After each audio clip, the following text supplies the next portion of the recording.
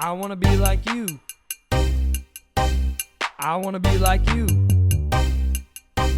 I wanna be like you. I wanna be like you. There's nothing more exciting than Andy Karl on the pod today. Today, on a very special episode of I Wanna Be Like You with Elbi Cespedes, we have Andy Karl. All right, let's begin here. The year is 2017.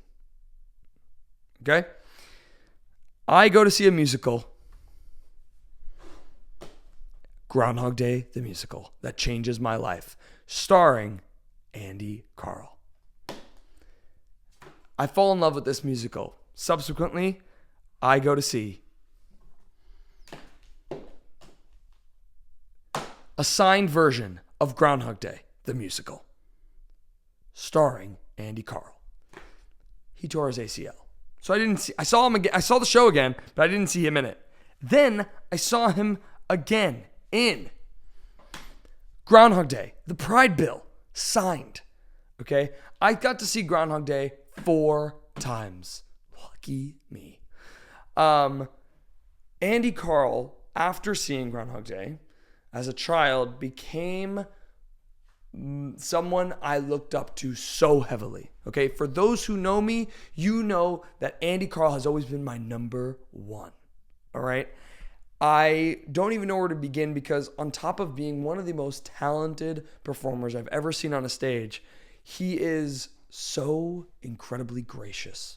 He has been so consistently kind to me and my siblings and my family, and we are eternally grateful for him for doing this podcast, but all of the moments before that he has been so kind to us in offering advice to me as a young actor when I met him at the stage door multiple times and just being like, hey, I'm Mr. Karl, can you please give me advice? You know, like literally that's where we were at. And he was so quick to stop and give his time to us and be so wonderful. On top of that, the man is a Broadway icon. Okay, he has 3 Tony nominations, 1 for Rocky, 1 for On the 20th Century, 1 for Groundhog Day. As you can see, I'm riffing these off the top of my dome. Okay, that's what I did in the podcast too. I didn't need any papers. I had them because I'm a professional, but I didn't need them. You know what I mean? I'm just riffing because I know his career so well. I've researched him. I've done all of the research years ago to know about Andy Karl, and yet still in this episode, I discovered new things, okay? I'll give you one of those new things right now. I recently saw him in Groundhog Day. No, Moulin Rouge. For you guys listening out there and not watching, you got confused by that one. But Moulin Rouge, he's playing the Duke currently on Broadway in Moulin Rouge, and he is, as always, phenomenal. He is absolutely phenomenal, and this word gets thrown around so often, but truthfully, the man, since I was a kid, has been my idol. I mean, like, in the theater space, he's 100% my I Want to Be Like You, which is so ironic, and we talk about that in the episode. I saw him in Pretty Woman. I saw him in Into the Woods. I saw so many of his 54 Below shows. He is truly one of my favorite performers I've ever seen on a stage. You also might know him from Law & Order SVU. He did a whole year on Law & Order SVU that we get to talking about. I mean, the man has done it all, and he's writing a new Hallmark movie as well, which we get to talking about. He's a busy man, and he got done doing Groundhog Day in Australia. He won the Olivier for Groundhog Day in London, which then he went back to do a revival of the production. I mean, he is truly a bona fide Broadway star, and someone I've looked up to, like I mentioned, for so long. So I can't believe I'm saying it. We are honored, and it is such a pleasure to have him on. Today, I want to be like Andy Karl. Okay, sweet. Sweet. All right. Welcome to another episode of I Want to Be Like You. Today, I want to be like Andy Karl. What's up, everybody? What's up, Elbi? So this is kind of crazy. It's we've been talking about this because it's crazy to even say the words I want to be like Andy Karl, because I think I've been saying those words since I was a child. Oh, you're the best. You're the best. I mean, you know this because I've spoken to you about this, but I have been the biggest fan of yours for going on 10 years now. Thank you. The second I discovered you in Groundhog Day, I see you're wearing the shirt. Yes, I'm wearing the shirt. If you had your time again, if I had my time again, I'd probably do Groundhog Day again. Yeah, right. I love that show. But the second when I discovered you in Groundhog Day, I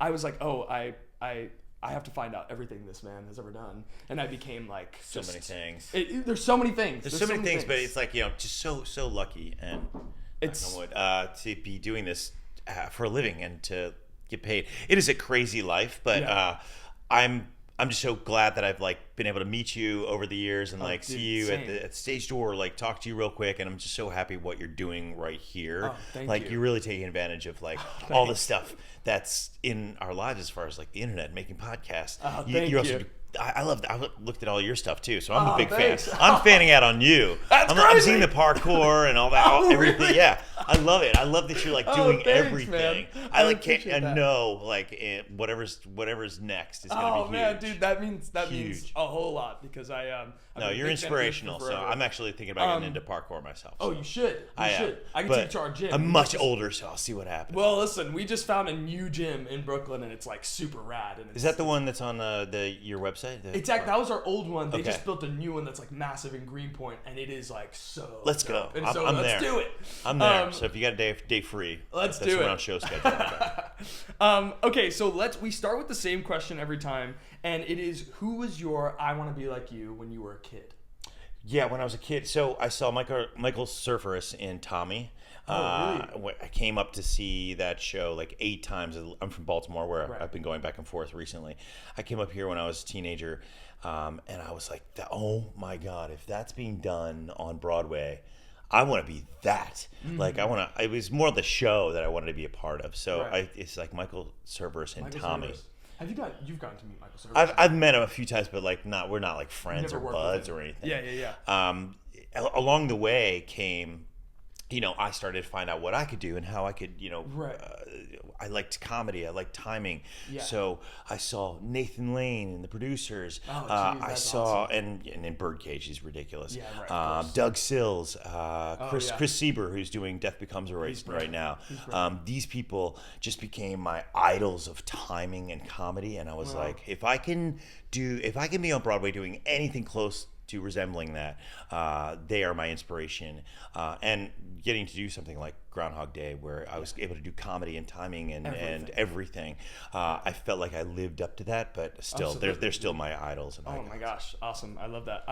So you're from Baltimore. Did you used to come to New York a lot?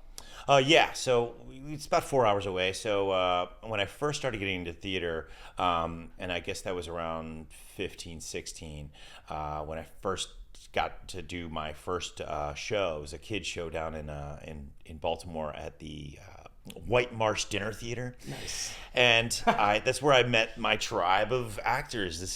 I met the tribe. I think I was 15. Oh, sick. Just getting my my license permit and then getting a driver's license. But the way I got into theater was sort of like I was being a bad kid at school and I got caught smoking in the boys' room. Like, it's so cliche. Nice. And it was the one time that I ever, my friend was already in there. He's smoking and he was the real bad guy at the school, real the coolest guy. And he's smoking a cigarette. He's hands it to me. Vice principal pops in. Boom. I'm shut down. I'm suspended for a week. And I was like, I didn't even get to enjoy the cigarette, which is fine.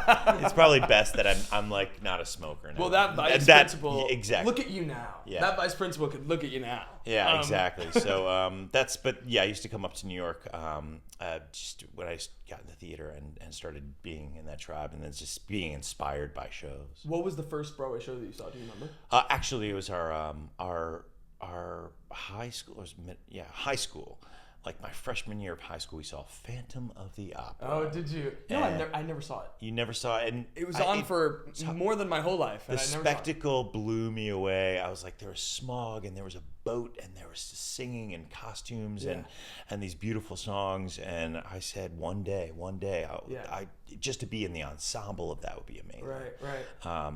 And funnily enough, after I did Groundhog Day on Broadway, I was asked if I'd be interested in doing the Phantom on Broadway, and I was like, I can't sing like that. Really? The guy who was doing it. The guy who was doing it at the time.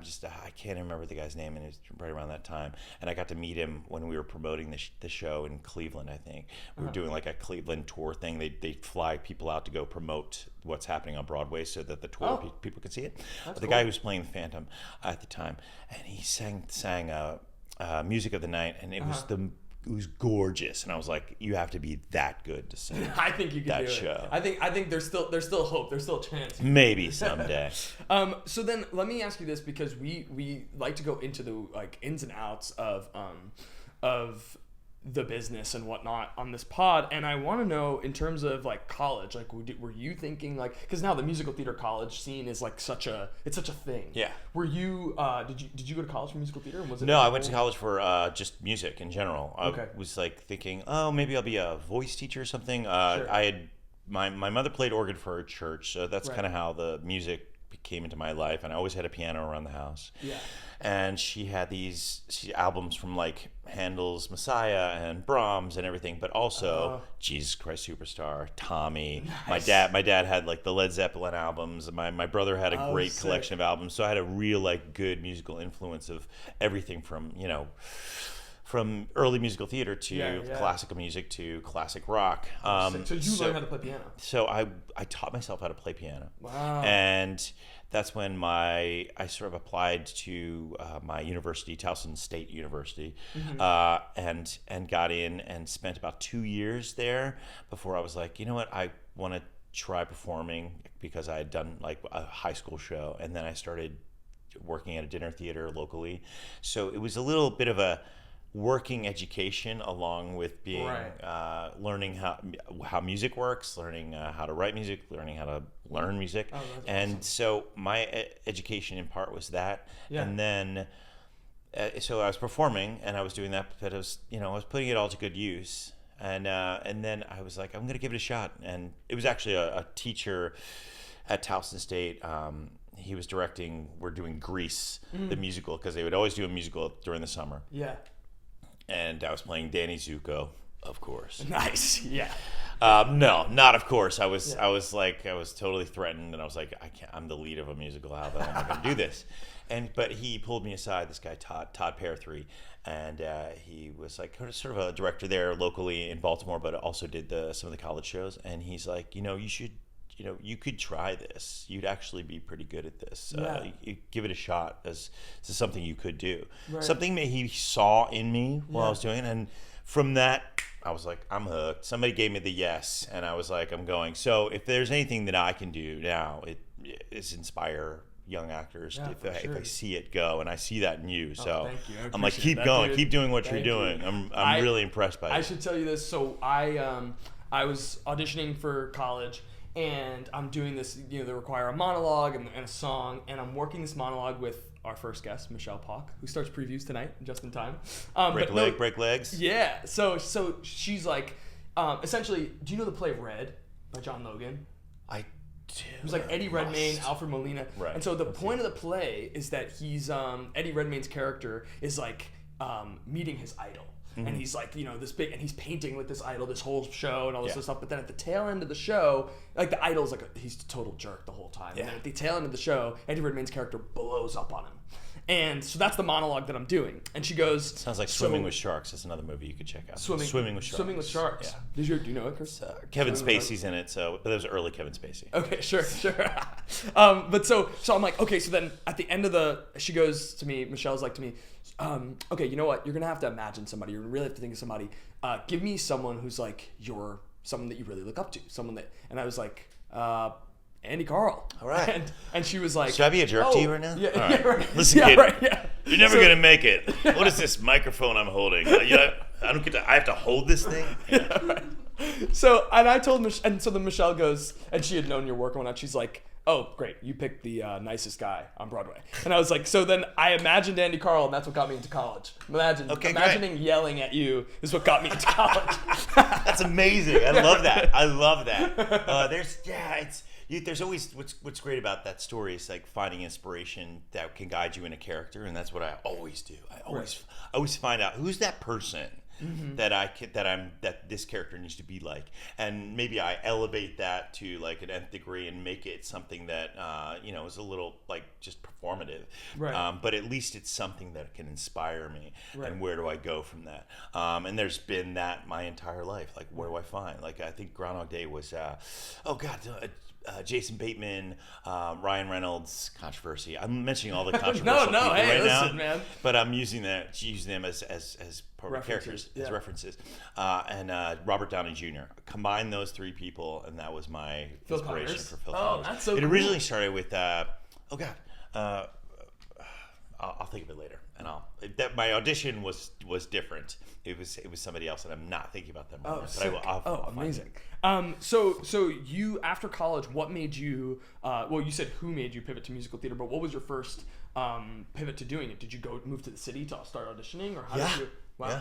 After you graduated, had a friend that lived up here, and I was like, "You mind if I come up for a while, and I can pay you rent for a space that was probably the size of this room." Nice. And the bathroom, there's no kitchen whatsoever. Sure. We had a microwave or something, and it was up on 72nd across from I think AMDA or whatever. Oh, sure. It's a great neighborhood, though. That's great neighborhood. But at the time, it was like 90s, so it was so 42nd Street was still like getting its Disney overhaul at that point. Sure. Yeah. But I gave it a shot, and I decided, why the hell not? And I just auditioned for everything. I looked in the Backstage magazine, which everybody check it out. It was not a magazine at the time. It was like it was a paper. It was a leaflet, and I said, whatever I see, I'll just go audition, see ensemble or something. Great. So with that passion, and also going to Broadway dance and trying to like get it, trying to become like good enough as a performers on Broadway and out of Broadway, I started booking a lot of regional gigs and started working at the Akron Dinner Theater, the Carousel Dinner Theater, which I assume is still around. I did a show there, did some at like Shawnee Playhouse, started really just like booking stuff early in ensemble roles because I loved it so much. And the fact that I was actually getting hired to be in a show at all was like 10 times the feeling of getting a Tony nomination, which I've gotten, but I was like, probably the most thrilling thing I've ever felt was actually being hired to be in a show. Right. And I was like, I'm a working actor. I can't believe it. I actually I found worth in myself because I put the effort in, and I found that I could get paid to do this. Yeah. What was your first professional job? You mentioned the dinner theaters. Do you remember the show? Yeah, I mean, there was dinner theaters in Baltimore, but it was at the Shawnee Playhouse. Was it there, or it was like Carousel or Shawnee? It was one of the. I'm not sure which was which. Shawnee Playhouse was to be hired as the lead in Brigadoon, and awesome. And whatever, it was a Carousel. I was in the ensemble of My Fair Lady. Oh my gosh, sweet. So it was, but awesome. They put on great productions at Carousel and Shawnee. But Carousel's just like they bring in equity members who to play the leads. Okay, gotcha. So it was like true, like really good professionals. I think dinner theater is kind of awesome. I went to my first dinner theater like 2 or 3 years ago, and I was like, wait a minute, you give me food. Food is pretty amazing, actually. And then you get to eat dessert while you're watching the show, and you're eating food. I'm like, this is. I wish Broadway was like that. Where's the dinner theater on Broadway? Exactly. Well, I mean, at least in like Moulin Rouge, they have the front seats that have the tables so there, cool. so you're at least you have a drink. They may not be selling food out there, but was it the Pie musical? The Pie Waitress. Waitress. Sorry, I was gonna say Beautiful, but I was like, no, it's another Jesse Mueller. You were musical. in that one. Oh, the workshop, right? The workshop of Waitress. Yeah. I know. But did they serve pie or something? They had pie. I think so, something like that. Great Comet did food, I know, and like Network did food. You never know. Dinner theater's gonna make its way back. Yeah, maybe that's what they're finally building on that little 44th Street. That area on 44th and 45th, they're building a Broadway dinner theater. That's where we're listen to the Stardust restaurant where people are singing their faces off and everybody's eating and having a good time. They have a line down the street. People are coming. Yeah. People want the dinner theater. A good dinner and show. Yeah, right. So how long did you stay non-union before you got your equity card? How long? Back then, I don't know if they still do the same thing where you build points. Yeah, you get a number of weeks. Not anybody can do an equity. In a non-equity show, it's like a theater that is deemed worthy of gaining those points if you work in that theater. So Shawnee and Carousel had that. Oh, really? You could acquire points. Okay, and sure. So I got to enough points in those Through gigs. those 2 theaters. Through those 2 theaters. And so then you picked up your equity card. And applied for my equity card and got it. I was like, yeah.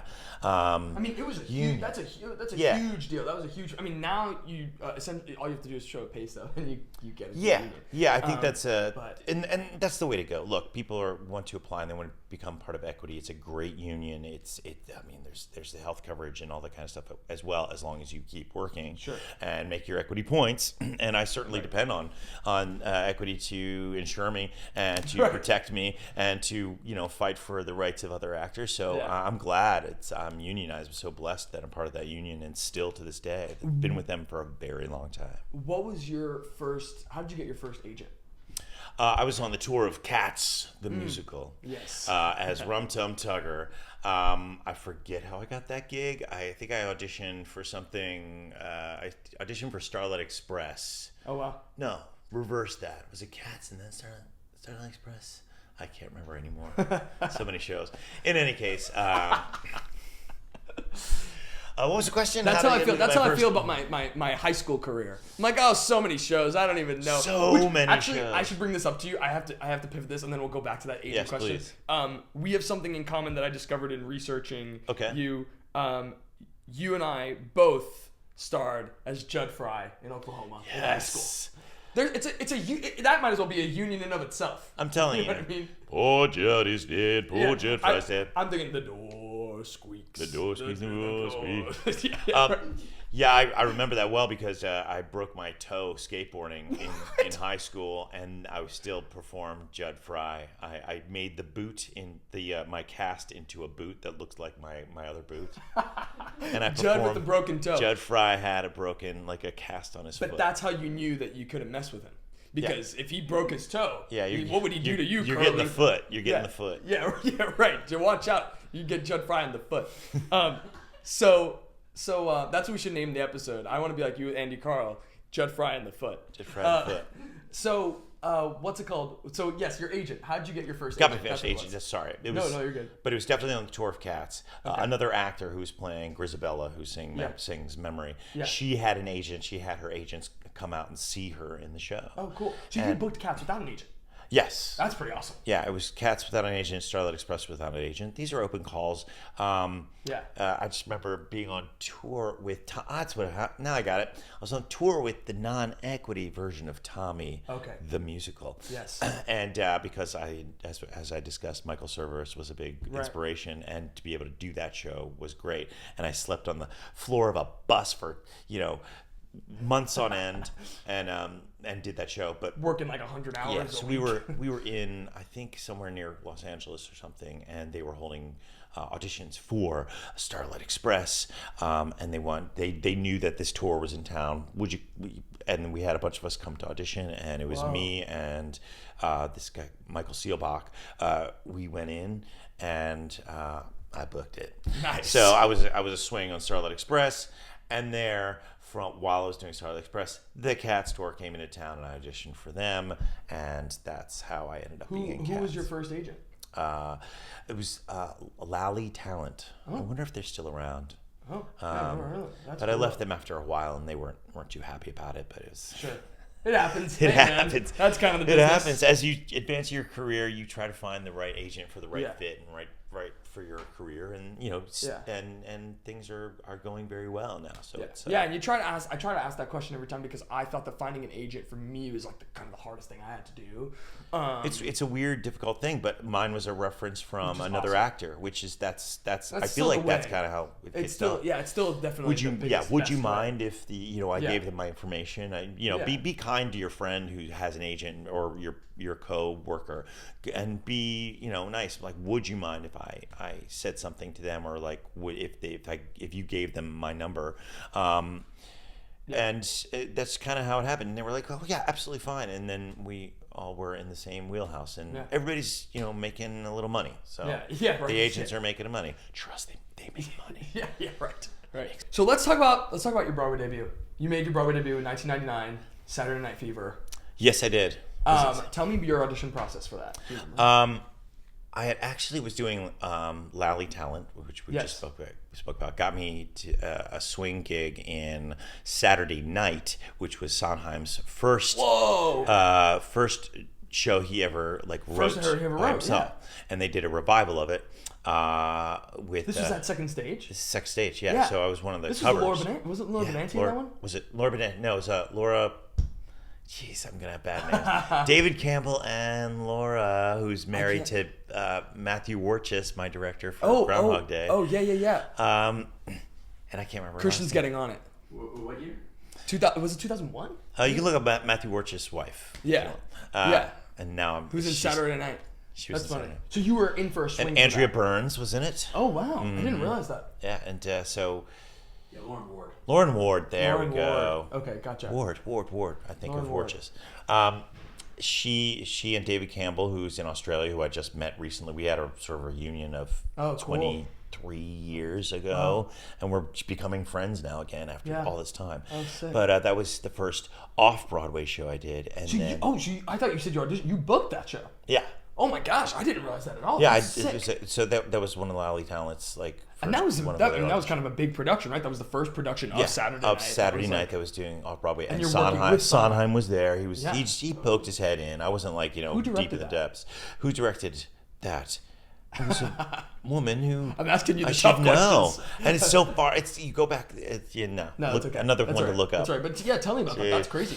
Was working on the show, covering some of the characters in it, and it's a small ensemble show, so it was great. It was I knew this was this professional, this big time. I better be on my game. Did you know about Sondheim and the breadth of Sondheim beforehand? I mean, I had only really known Into the Woods and sort of peripherally known a lot of his other work. Like Into the Woods, it was definitely my jam because my parents took me to come see it on Broadway. Oh, and cool! I was so blown away by that show. Yeah. And which was a bucket list thing to do it later. Right, exactly. So from there, they were holding auditions for Saturday Night Fever. Right, from Saturday Night to Saturday Night Fever. Yeah. Which is weird, right? That's funny. And I went in and auditioned for that, and it was me and Joey McIntyre. Nice. From New Kids on the Block. Nice. And I think they were thinking of him to go in as the lead. Yeah. And something didn't work out, but they shifted the understudy for the lead into that because that guy was leaving. The guy was playing Tony Manero, and I came in for that part. So I'm playing one of the principal characters in Saturday Night Fever for my first Broadway show. Nice. So.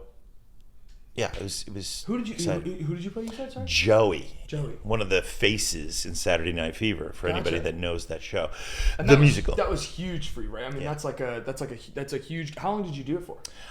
What did I do it for? A year, and then I went on tour with it for maybe under a year, and that was crazily all around 9/11 time. So it was insane. Gotcha. But that show is pretty uplifting in a sense, right? I mean, uplifting. I mean, it's kind of a weird show. I was gonna say because at the end he dies, so that's there's a character that dies. There's there's a little bit of I don't know, darkness in it. There's definitely some. If you see the movie, I'd highly recommend seeing the musical. It's a little not as dark as the movie can get. But also at the end we have a huge mega mix and everybody dances. Let me ask you this. We always talk about this. You, in my head, right, and this is I feel like a lot of my generation feels this way, is you book your first Broadway show, and you're once I book Broadway, I get all the answers. All of my questions are answered and everything. I get it all. And I guess I can accept that that's not the way that it is. Right. Yeah. What do you do post Broadway as a post first Broadway show as a sustenance thing, right? You just hit the pavement again? Do you how much does that open your opportunity? Things like that. I mean, it certainly opens an opportunity there because you can use it on your resume. It's I'm on a Broadway show, so people begin to depend on you. If they see that label, they depend you must know the quality Yeah. of what it is to be on Broadway. Standard, There's a yeah. lot of money. There's a lot of people who are working for a common goal. Big directors, choreography has to be at a certain level, or at least we hope so. Right. So there is a certain, I don't know, set standard Yeah. for a Broadway show. You're expecting something from it. Right.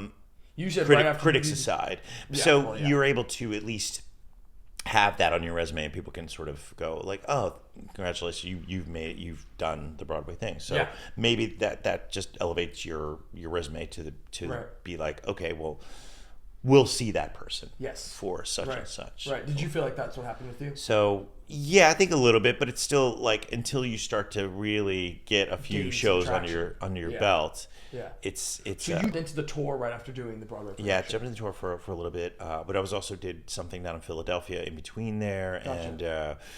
and once you start working with a certain network of people, that's build it. That's it. You build your network. Yeah.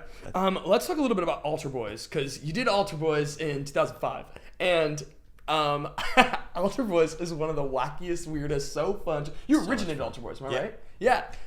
Tell me a little bit about that. 'Cause Yeah, that I is played so fun. Luke. Yeah. Luke in our director Stafford Arima asked us to come up with like our full names, and I was like Luke Sky Walker. That's my name. So I don't know if anybody else has chosen that name for their Luke, but it was a really like, it was great to be in something that was so inventive and had a certain vibe about it, and I didn't know how like big it was going to could you be have at the known? time. Like Yeah. it became sort of an off-Broadway sensation that ran for years. Yeah, it was like a super and then culty. went to Korea and it's had its tours, and I'm sure Yeah. it's popping up everywhere in like houses. They have, it's being licensed to every theater around the world. Yeah, for sure. Yeah. And it was just like, it was a beautiful thing because it was sort of my first experience in becoming a ensemble of guys that have to depend on each other, and a brotherhood, and Right. and so the efforts were there was no weak link. There was always like, we were always in support of the band and the idea of the band to make it further, and it was so well written. Kevin DeLagula, who wrote it, is also like a Broadway star as well. So I didn't know that he wrote that. he wrote that. Oh, He's a wow. great writer, an incredible writer, He really was just funny in, human like, being. Schmigadoon. He was just in Schmigadoon. He was in Some Like It Hot. He's awesome. He's awesome. Yellow face. He's awesome. on top of being a really nice guy, he is an incredible comedy writer, gold, and he's a comedy gold on stage. So that's awesome. And you guys developed, there was this Altar Boyz fan base that became like a boy band, like a true boy band. Like, Yeah, you it was guys wild. had people at the stage door, like, you know. Well, here's how it happens. I think Ken Davenport, who was the producer, took a note from how do you make a boy band and how do you make them famous. Right. So you have to gain followers. So he would offer tickets to young people to come see the show and like be the fans of the Altar Boyz, as though if we were a real band. Yeah. And they did it. They came in, they were getting free tickets, or they would come see it again and again. They'd get obsessed with it. Who's your favorite boy band? Who's your favorite guy in the group? It was really like a smart way of going about bringing a fake Christian boy band. Yeah, dude, it's awesome. That was so cool. Have its an album and have followers and things like that. It was a really interesting time and a really interesting space to be in, good friends to be with, and we all still keep in contact to a degree. That's awesome. That's really cool. Yeah. So then you jump to Blonde, which Blonde is huge. Legally Blonde was a huge. It still is a huge sensation show. That is like, I feel like, such an iconic role of yours. I mean, like, I've got a package like that. Is like, it's become a huge thing. You know what I mean? Talk to me how you booked Blonde. Jerry Mitchell saw Altar Boyz. Oh, really? Yeah. He cool. He was like, that guy, I want to work with that guy. So I've had a few people in my life that like notice something about me that they like. I don't know, it's their personal preference, whatever. Jerry Mitchell's just a great human being, and if he sees something that he likes, he will immediately like snatch you. I want you to be part of the show, or like come audition. So he just asked me to do one of the workshops, and and were you always doing that track? I was always doing the UPS guy, and all three of those characters I was always doing. But they used to do, on top of that, there was, during some of the workshops, during Elle's submission to Harvard, she would like pulled down a screen of celebrity endorsements. Oh, funny. And so I voiced all these people like, it's like, Arnold Schwarzenegger, listen to me now.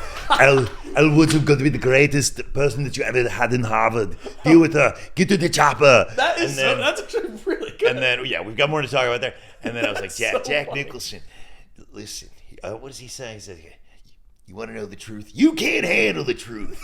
Get Elwoods into your school. And I think there was one other impersonation. We were just trying stuff out. There were so many things you try out in those workshops and how they work. And there was different songs, different ideas. The UPS guy, they constantly try to give me a monologue at the end of the show about love. They would give a song? No song. They would have had they known how iconic that part would They wanted me to go man. into this like hallmark speech about love and like love is. But I would say something about that. Sort of like give the UPS perspective on what he thinks about love. And we tried that out in previews, and I was like, I just kept going back to them and saying like, I don't think you need to hear from this guy. Just a few lines. Like it's going to be all about his package. It's going to be all about the outfit, and it's going to be about him being this hero of love for a character that is looking for her lost love. Paulette's looking for her one true love, and this guy just swoops in out of nowhere and is the perfect match. And of course they do an Irish dance together. So. Which is perfect. Can you talk about the MTV, the search for Elwood's thing, and like how much that boosted the show and the energy of all that stuff? Yeah. You were still in it at the time when they were doing it. One of the producers, Amanda, and I can't remember her last name, but look it up. Let's see, Amanda on. I think she had a connection of MTV, and it was her really brilliant idea of calling in MTV and getting the Hills. I don't know, they don't have the Hills anymore. You may not know who the Hills are. These are the girls. These was like a reality show back in the day. Okay. And Amanda Lippitz, is that what it is? That's what it is. Amanda Lippitz. Give Smart. yourself more credit. Yeah, it takes time to like. There's so many shows. So it's just so many shows. And it just takes a moment where I'm like, I'm terrible with name, great with faces. So even when I'm on stage, I'm about to call a different character the wrong name. I'm this close to calling somebody the wrong name on stage. So it just doesn't stick for some reason. I'm just like, you with the hair and the hat.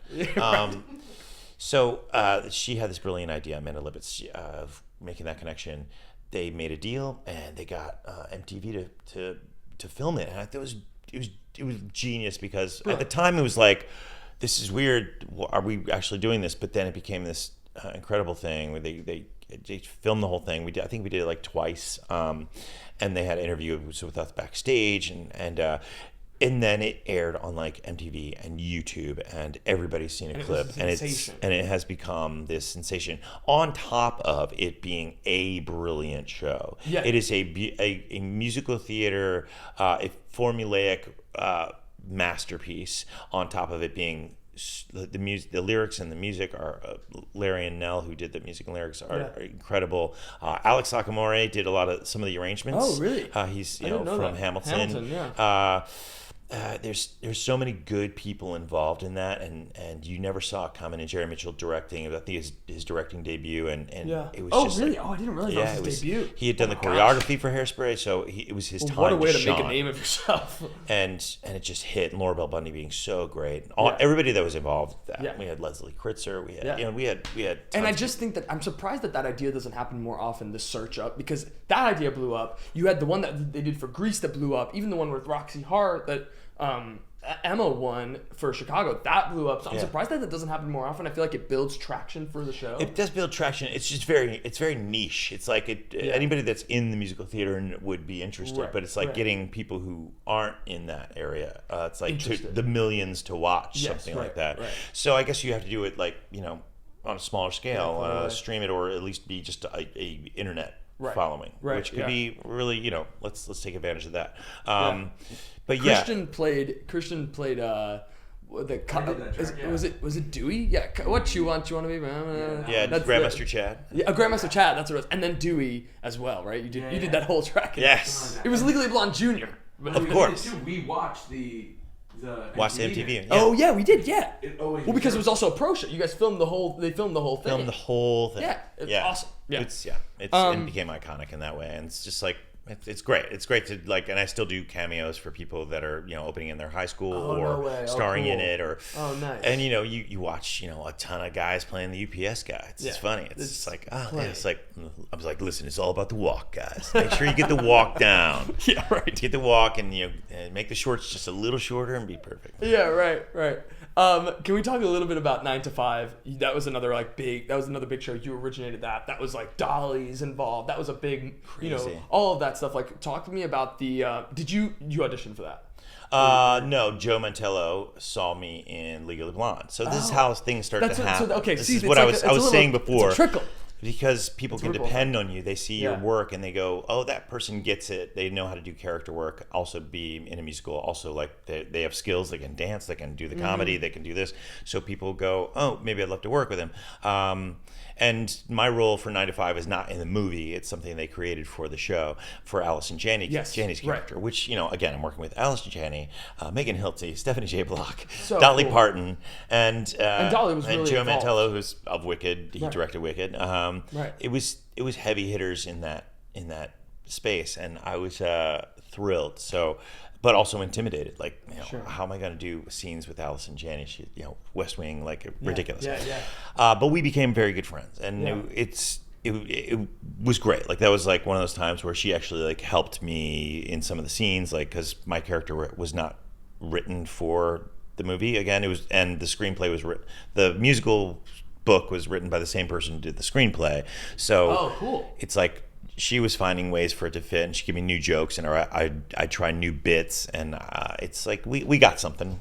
Dolly was super involved, right? Super involved. She was there almost every day, and then every preview she was there, like waiting for us backstage and giving us a high five. Oh, that's I was like, are you kidding me? And then right after that, she was just so cool. Right after that, I worked with her on a movie, Joyful Noise. Like, literally in the same year.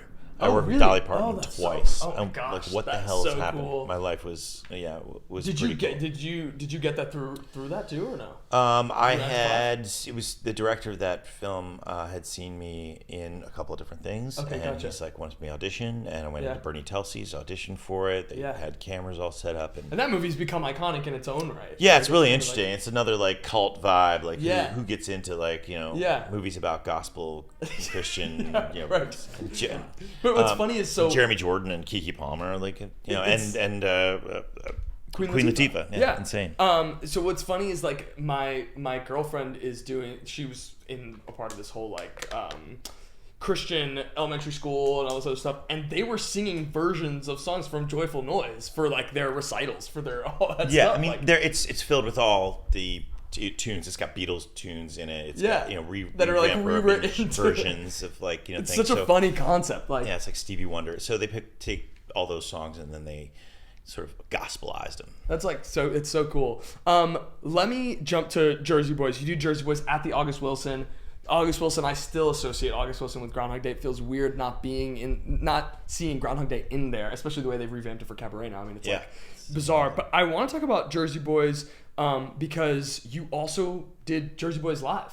Yes. With Nick Jonas. And we Sergio. did. We filmed it. It's sitting on a shelf somewhere. That's what I mean. Like, what's going on with Jersey Boys? Nick Jonas is in you. Like, maybe we'll get the answers now that we're doing this. No, I've talked to them. They're still interested in bringing it out. But I think here's the thing. As I said, with like niche versions of televised things about musicals, is that it's a smaller amount of the population that's interested in that, and like how do you gain interest? And so even something like Hamilton that was filmed for Disney, they didn't get it's not the global traction that you get, and Hamilton is a global thing. It's like how do you they weren't getting the I guess the reception that they wanted. So we were at the tail end of a couple of different musicals that had just been put on. I was gonna say like Come From Away. There was Waitress just released theirs on Max, and so we had Jersey Boys with Nick Jonas. Like, this is bound to go on streaming. This has got to happen, and I don't know. It's like some deals just never happen. So or at least not yet. Who knows? Yeah, who knows? Who did you play on Broadway? In Jersey Boys. In Jersey Boys, same role, Tommy DeVito. You played Tommy in both? Yeah. Oh, sick. That's awesome. Did you book this Jersey Boys Live? How'd you book this Jersey Boys Live? From being in that show a couple different times, I did it for a year. Okay. I did Jersey Boys on Broadway for a year. Took a little break to do Drood. Thank you for knowing that. It's made better than I do. And then went back into Jersey Boys before doing Rocky again. So I had 2 different stints with Jersey Boys because I truly, it's such a good show. Yeah. The script is one of the greatest scripts of a quote unquote jukebox musical that there is. And it set a precedent for most jukebox musicals that are. I mean, like even if you look for certainly for Ain't Too Proud or a bunch of the Beautiful or a lot of those Incredible. shows. Yeah. So you're looking at that formula. How does it work? And you have to tell the story, but also take the music and utilize it well without trying to make the music be too much of a storytelling element with pop music. Right. If you try, it's really interesting doing Moulin Rouge right now. It's like it works because they know how to ride the line with the show, and because the movie was set up in a way that it does that. But Jersey Boys was like this. The music functioned usually as their next big hit was, and they turned to to do the concert, and you feel like you're at a Four Seasons concert. Yeah, for sure. And there's so many fans that are there. That music which is means so the other much. thing I was thinking. It was like Jersey Boys, or at least the music of the Four Seasons, is so widely popular. I'm surprised they haven't released It's a movie. The movie, because it does break borders as far as people knowing that music and certain demographics of people that know that music, and certainly in the tri-state area it used to be huge. Anyway, that was playing Tommy DeVito was a great experience. I loved it. Awesome. That role also gave me the confidence to be a lead in a show. I was saying, and vocally, that's a tricky show too. It is, but it was. You have to have it all. You have to be able to dance, but you also have to like deliver the charm of a guy who's quote unquote the bad guy of the group, and the owning the audience at a certain point, because you do have to monologue to the audience to fill them in with what's going on, and making a connection between all of that. That is another level of acting that I hadn't done before. So it was like bringing the audience in, and so that became, if I'm having a good time, they're having a good time, and they have to believe me, and everybody, and what I have to say has to be elementally true, and I have to believe that in my soul as I'm being that character instead of just saying lines. Yeah, right, for sure. So let's talk about Drood. I specifically want to talk about the all-star cast that you guys have had. I mean, it's riches. I mean, you had SJB was in that. You had, you were in that. You had Chita Rivera. Chita freaking Rivera, yeah. I mean, like Betsy Wolf, Will Chase. Right. And such a cool concept for a show is that the idea of the show is that there's like 6 different endings. Yeah, well, it's 6. It's got to be like 6 or 20. Yeah, right. There's 100 different versions of how things play out at the end. Because it was never finished. The idea is that the book was never. Yeah, and believe me, it's just as confusing to a lot of the people who haven't done it before to as it was to me when I booked the shows. Right. Scott Ellis, who directed it at the Roundabout, and he's over there still as artistic director for the moment. Yeah. A really great guy. These people see something and they're like, I want you to come in for this role. I originally auditioned for Will Chase's role, and it wasn't kind of like fitting, and then he's like, what do you think about this role? I'd be really interested in this role. So Neville Landless, and finding that moment and working with Jessie Mueller as my sister, and that was like truly so much fun. And everybody was just there's so much talent and so much character work, and then becoming friends with Chita Rivera. I had originally seen him when I was on the tour with Tommy a million years ago. I was in San Francisco, and she was doing Kiss of the Spider Woman in San Francisco at the same time. So I had a day where I could go see the show, and I got her autograph, got a picture with her, and I had that picture for such a long time. And then years and years and years later, working with her and becoming friends with her, and it's like she came to Groundhog Day. She's seen me in all the stuff I did her concert with her at Carnegie Hall. Yeah. That's right. That was pretty shortly before she passed, right? Probably the concert was a couple of years, but before COVID. Yeah, I was like, that was the saddest. Like that was a true loss for our industry. Yeah. Chita Rivera is like a staple of. If just YouTube her, if you haven't watched her enough, look at all the stuff that she's done. She's an incredible dancer, incredible actress, singer, She just wrote a book. Just huge. Just the charm out out the wazoo, like, and so sweet and nice. I'd met her once, and she was the sweetest person. But also, we had a guest, our tap teacher, Mary Six, who did Can with her in Japan, and same thing. She just said she was like this, like super professional. She was always at the theater early, stretching, doing her thing, and 80 years old, and she could still kick. She was do remarkable. Splits, and she was. This is the thing that she loved. I mean, if that's what it comes with. That's the inspiration of musical theater, because it's this art form that requires so much of you on the stage. And look at the people that are dedicated that way. The length of their career is not just because they're lucky, it's because they put in the time. Right. And they know they have a next level thing to do, and they know the commitment it takes to do 8 shows a week. It's a lot. It's a lot. Yeah. And there's a certain type of mentality, a certain type of love for what we do.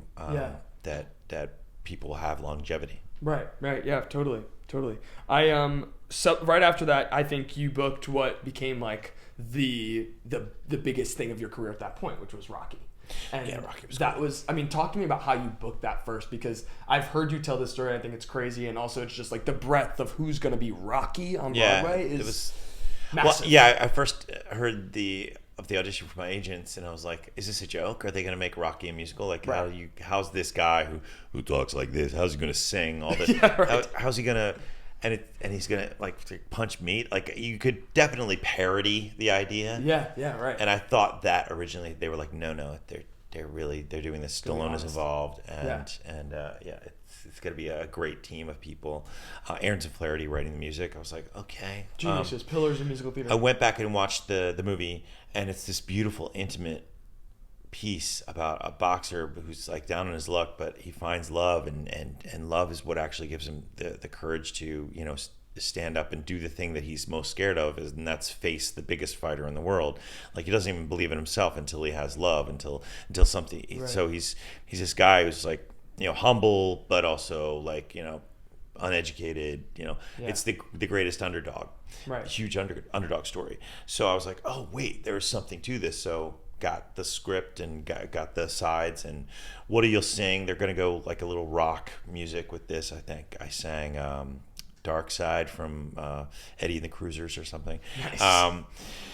And I just immediately connected with it, with the role as like how to play it. Like, I watched the movie, I could tell, I could sort of emulate what he was doing, and like, how am I going to talk? But it was, I sent in my first taped audition, and I sent it in, and this was way before we were doing self tapes all the time. Right. I sent it in, and it was like on a maybe like 16 kilobytes or something that I sent, and it was like they could only see like a 2-inch screen on a computer, and they're like looking at my audition like this. They're like, all right, this is Andy Karl. Maybe, okay, this is. Maybe we'll see him. Yeah, and then I got to go in and really connect with the piece, and so that was it. And then we did the workshop of it. That was just for the workshop that was we did at Juilliard, one of their rooms, and did it. And Stallone flew in to come see the workshop, and he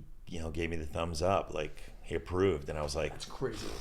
That is so crazy. How did you go about the voice? I mean, how do you even go about finding that voice? I think I naturally sit low, and I've always been a baritone, but but in some things, like I did this show called On the Record. It was a Disney tour that it was a bunch of their music. Yeah. So I took all the bass lines of stuff. Yeah. And Technicolor pachyderms are really too much for me. That's gonna be like perfect on you're listening to in your headphones. For those who are listening to their headphones, really, that's like so soothing. Yeah, it's like bass voices. It's the bass voice that I have, and like obviously we have to be chameleons in musical theater because you all also the have stuff is tenor also like stuff too. You rock tenor stuff as well. Yeah. So it was just I just had to work and keep speaking low. And I was actually doing the show, and then somebody told me, it's like, I wasn't actually doing the Stallone voice for like the first dress rehearsal. I was maybe speaking maybe low, but I was not like going into the draw and doing all that stuff. And this person knew that I could do that voice. Yeah. She do it. Why aren't you doing the voice? And so next day I was like, yo, Adrian, how you doing? I started doing talking like this, and it was, I'm not too shy myself, and it helped. It just made me like slip into it and hunch the shoulders over, and and and constant workouts every day. And it I was was going to say, what about that? Can you talk about how, so essentially what had happened was you booked the workshop, you do the workshop, get the green light, but then it went to Germany. Went to Germany. Somebody else was playing it there because it was all in German, and they wanted somebody else to actually speak the language. What was the idea behind sending it over there if it was already doing it? The producers, big producers from Hamburg, they had a big theater to do it there, and they were getting funding from there. And I guess they have a huge scene over there. Yeah, in Hamburg. That's where some shows can take off. Yeah. Tarzan for one. Yeah. There you go. Tarzan had no life here, but they became a huge German hit. They love a musical, and I've almost gone over there once or twice to work, but some things always happen. But there's always been, it's just the fact that they love it over there. Yeah.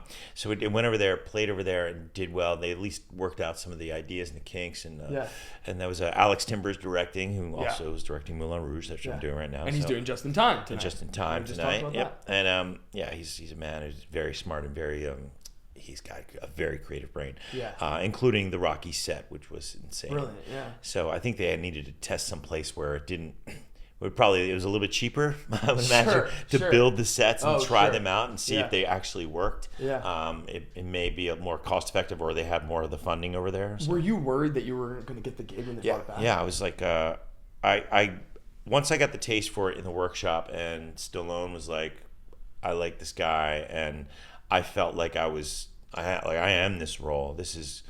And it wasn't just like, oh, this is a role I can make my mark in. It was like, no, this is a role I will work harder than I have ever worked for anything in my life.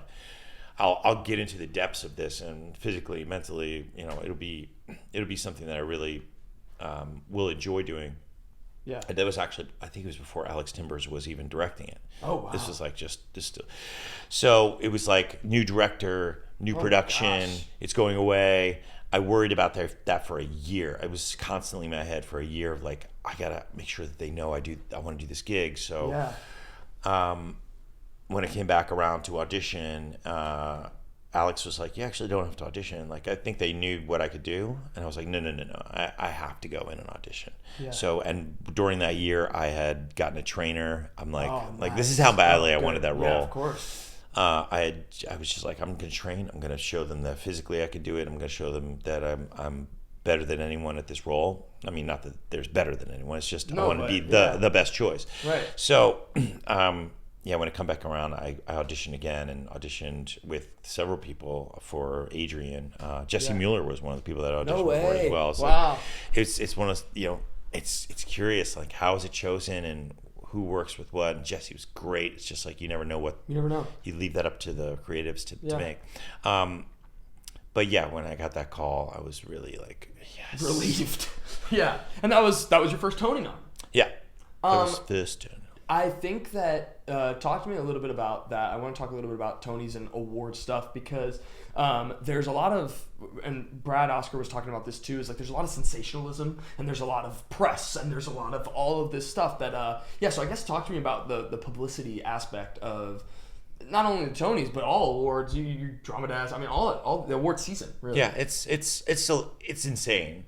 It's not for the lighthearted because doing something like Groundhog Day was just exhausting constantly. Right. Anyway, and I hurt my leg like right during that season. I mean, that's the. So I was like, the story.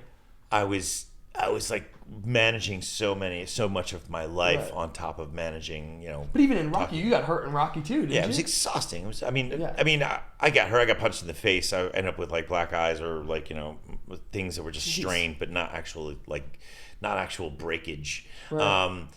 But that when you're doing something so enormously physical as 8 shows a week, as we all know, is exhausting, and on top of having to do all that press, on top of having to wake up early and do an interview, and it's I will do that, but my big lesson that I learned, and it was especially during Groundhog Day, is that I don't want to lose sight of how wonderful it is to be in a show that could be in that realm, and the people around me that are working hard to do it, and the moment that I can take with my cast and with what I'm actually doing for a living. What matters is that this production has to be, has to have all of me. Right. And I don't want to give I don't want to give any of that up for an interview or shaking hands with somebody or going down a press line, because if I'm not appreciating the thing that I'm in, then I'm losing that when I get to the other side of when everything, all the Tony stuff goes away and no one cares anymore. You're like, oh, I missed that connection with all my cast members. I missed that connection and having the best time of my life with the show that I'm doing. Yeah. So my fortunate thing, especially after Groundhog Day, we're doing it here, and it was such a difficult time to just get through with the show, but I loved it so much that 6 years later we did it again in London and revived it, and I the lesson that I learned was fully implemented, and all I did was enjoy the time, and I enjoyed the time with the audience, and it made the show better. It made it like, I thought the show was brilliant, even but it's like it made my performance better, but it also made the show shine like the way that it should. And that is, if there's anything I can tell anyone, all this stuff that you could do it, have the press, have the fun, have the Tony Awards, that stuff, but never forget that the people that you're working with and the show that you're doing it's going to be gone before you know it. And if you miss out on the opportunity of enjoying it, and because you're looking this way or being tired over an interview or being tired of while you're chasing something down the street, then it's gonna be gone before you know it. So that's what Groundhog Day is about. It is exactly what the show's about. I learned my lesson. Exactly what the show's about. And we're building to Groundhog Day. I have literally two more things. I want to talk about 20th Century because that show is so brilliant. That show I watched all these bootlegs, right? I researched you from Groundhog Day, and then I was like, I watched the bootlegs. But I found listen, it was closed at that point. I couldn't see it. So I watched a Rocky bootleg. I watched 20th Century bootleg, and I was like, and I discovered these shows, and I know these shows now. And like, to be honest with you, I add them to my rep. We did mine at a concert. Yeah, because that show's. I thought that show was so smart. I was just thinking about that show yesterday. I posted something on Instagram from that. Yes, that's right. Because it was just 10 years, right?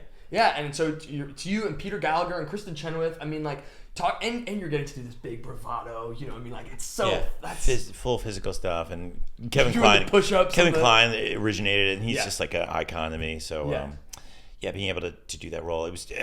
Who directed that show? Scott Ellis again. Oh, he did. He was a roundabout, and he's like, again, somebody who would see me in something, and then he worked with me, and he's working with me again, which in these great roles that can have their little standout moment. It was my second Tony nomination and first Drama Desk win. Did I win for them? I think I might.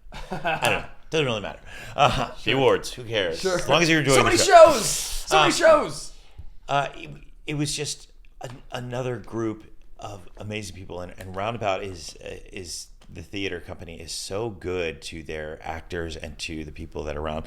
I mean, it's sort of like it's a place where you're doing short runs, and nobody's getting paid astronomical amounts of money, so we're all doing it because we love it, and because we want to be a part of Roundabout, which just puts on incredible productions. Everything I see there, I'm always like blown away. Right. So just stepping into that role that I knew was so physical and so silly, I was like, I just did Rocky. It was kind of serious, and now I'm getting to do like this comedy. This big like this is what a great way to offer up, like, oh guys, I do this too, and and to be, I don't know, respected in that way by people hiring me for it, and by the community sort of accepting that. I was like, that's a big thing for me. A little, just some respect for to be amongst the people like my icons, like Nathan Lane, and like for sure. It's like these people are incredible, and I'm to be in that world is I know what level I need to be at. Right. Yeah, totally. I know you first and foremost from SVU. You talk about traction, talk about how like reaching millions of, like, little did I was watching SVU. She was Olivia's niece on SVU. Oh, nice. As like a 9-month-old baby.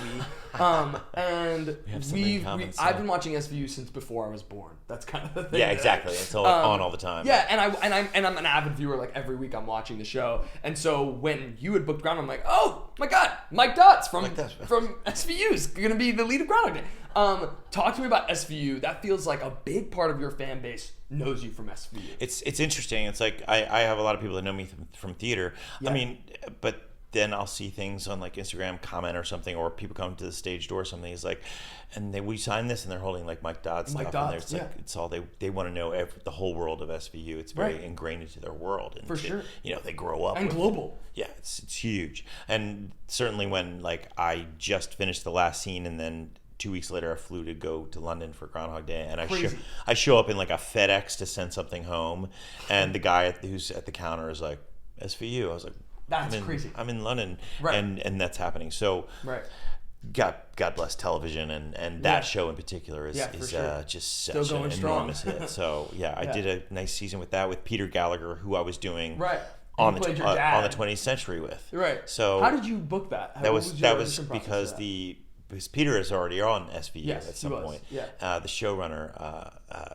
Warren Light, thank you. I was gonna say White, but so we're bringing it up a lot, but he wrote Just in Time. He's the book writer of Just in Time. It's all great. These are all these people who are sort of in the theater. If you're in New York, you're in the entertainment business, you watch theater, you watch television, you write on things.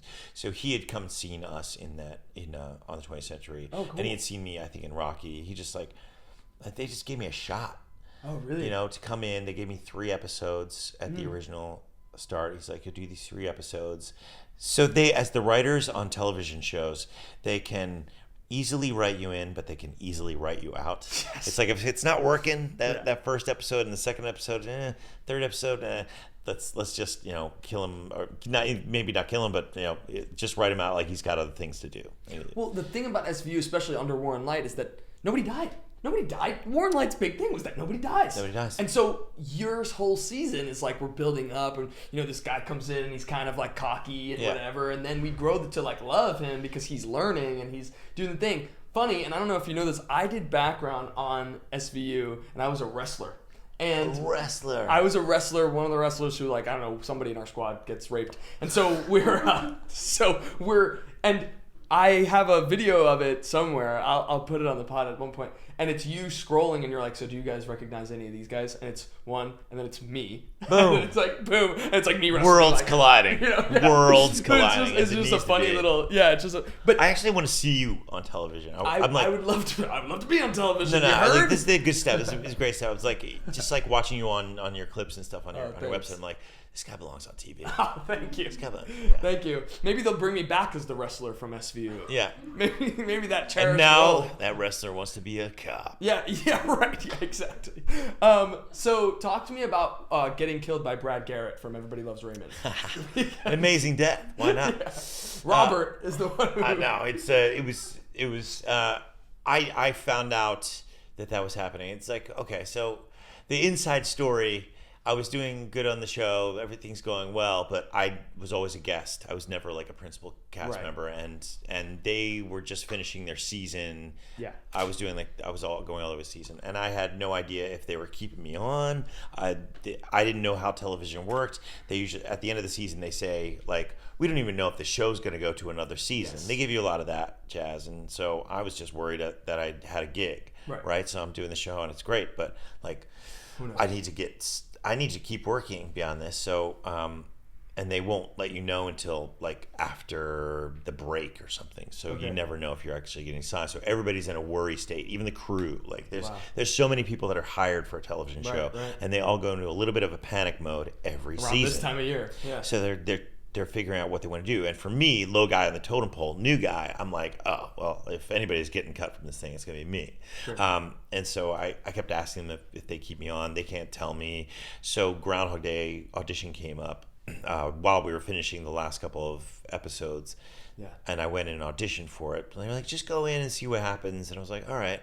I felt sort of confident from being on SVU. I was like, I'm a working actor. I'm doing this stuff. But I read that script, and I was kind of blown away by this character, so I was really interested, and so I had a few auditions I had while I was doing SVU at the time, and then actually booked it before my final like episods, which weren't written yet. Oh, no way! And we didn't know how my character was going to stay on or whatever. So I was I had mentioned like I'm gonna go I've been offered this show. I love SVU. I don't know. You got to let me know what's going on. What's going on? Because and they were like, well, you're going to have to make that decision. That was coming from the NBC people. Sure. And I was like, okay, as a scared working actor who only knows what he's going to do next by every like couple of months. Right. I was like, I'm going to do this amazing show that I've been offered in London as a bucket list. So it was a real it was a conflict for me because I'm like, how do you say SVU, like, yeah. I'm not going to do you, I'm going to do this. But as I made the decision, they were like, okay, we're going to kill you off at the end of the season. I mean, kind of kismet. Could you imagine you didn't make that decision and then you wound up getting killed off anyway? And so I mean, everything worked out. Yeah. And certainly that character, which there's never been a squad member that dies. No. I think maybe there was one. Maybe one, but there was certainly it does not happen. It was just being became killed so by Brad huge Garrett. that subsequently, I was on the set a couple years later, and your picture's still hanging in the precinct. Yeah. Like they still have like a memorial for you. A great group of people, and I think the fact that Dodds died a hero's death. Yeah. In protection of somebody else, trying to convince somebody not to, to give themselves up. Everything's going to be okay. Trying to grab the gun and going out doing the service that he did. Right. I really like that's a beautiful way of for sure going out. It's I an suppose. Honorable way to go out. And in the line of duty, and I think that's something that. If you're not going to have any of your characters die from a police precinct show, then I think you're disservicing the fact that the members of our police squad here in New York face that every day. Every day, yeah. Every day, and so it was a matter of things tragically like that can happen in our police force, and I think that was a good way of maybe showing that, but it was also the connections within the squad that is affecting the father, the people that hired him, the people that are trusting him. They all lose that sense that person in their lives, and how fragile it can be. But also facing that every day, being heroes. So I don't know. That's how I look at it, and I think that's how it should. How I feel like that's how Dodds went. Yeah. This is a silly insider question, but just because now that Stabler's back, God, what I would do to see you and Chris Maloney in a scene together. But is that a thing that would even be allowed to happen? Or are you kind of like... I don't know. We assume that Dodds died. We never actually see him die. Oh, yeah. Hey, listen. But they just say that he did. Dodds, you can't be in the Law and Order Reverse anymore, right? Is that as a different character? Or I don't know. It's kind of up to them. But yeah. Funny enough, there's a little reunion. I just did an episode of The Equalizer that aired last night. And I was with Queen Latifah, from Joyful Noise years and years ago. It's wild just to be the people that you end up working with over the years. It's always super surprising to me. I'm always like, what the hell? How did I get here? Yeah. But I play an evil guy. I'm in my evil phase. I'm no longer the hero anymore. Yeah, now you're the antagonist. Yeah. There was just so much to ask Andy. I had to prep 2 pages worth of. I love this. Okay, Groundhog Day. This is what you're all here for.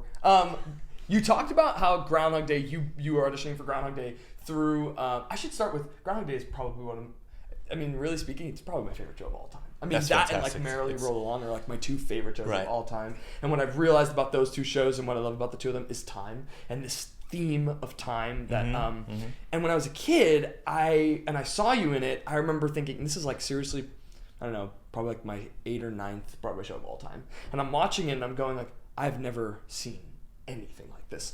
What you were doing was kind of an Olympic event. Yeah. And you're doing comedy, you're basically doing stunts and you're doing major choreography, and I'm not going to say it's the you show, but it is centered around Phil Connors. It's centered around you. I guess talk to me about the Olympic event that it is, that Groundhog Day is. I think I was up for the challenge. I was like, I did Rocky. I was like, I can handle stuff. I didn't know how, what was really the Olympic process was just the complex idea of time and switching and coming back into a scene and having a different intention, or knowing that the scene is now being played this way, but now I can get the advantage of it. It was a matter of solving problems constantly. Right. And most of it was prop centered.